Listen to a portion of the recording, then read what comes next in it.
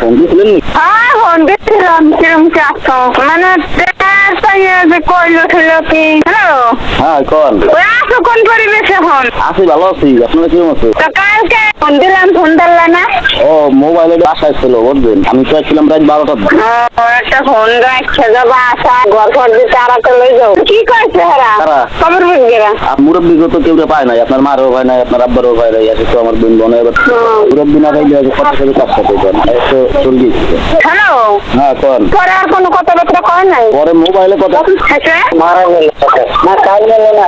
মেয়েরে বুঝো জানা খালি কথা অর্ধেক অর্ধেক কাটিয়ে হয়েছেন না মানে ওই না বুঝা যায় না নেট মনে হয় বাইরে মানে ওই যে আমার দ্বারা ফোন দিছিল, ফোন দিলে পরে সে আমার বোনেরা কয় যে তুমি তো কও বেরি, কিন্তু তোমার তো রাজি করাইতে পারি না। এই ওদের রাজি গাইছে, কিন্তু ও ডাইরেক্ট এক কথা কইছে না আমি যাবো না।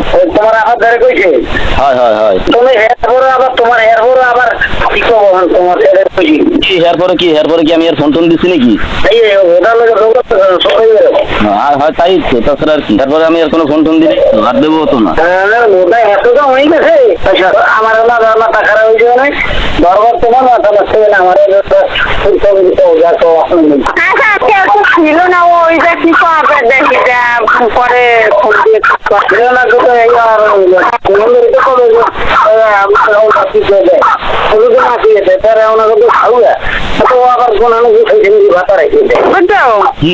দেখ ফোনে জিগাইয়ে যে আসলে তোর মত না খালি মত নাই না খালি খালি মানুষ বেশা বেশি হয় না কি তুই তো কবি এখন তো বসবো না যে কি কয় যদি বুঝি যে এক কথাই না কথা তো বসবো যে খালি মানুষ বেশা বেশি হয় আর এই মন নাই যাওয়ার তো ঠিক আছে।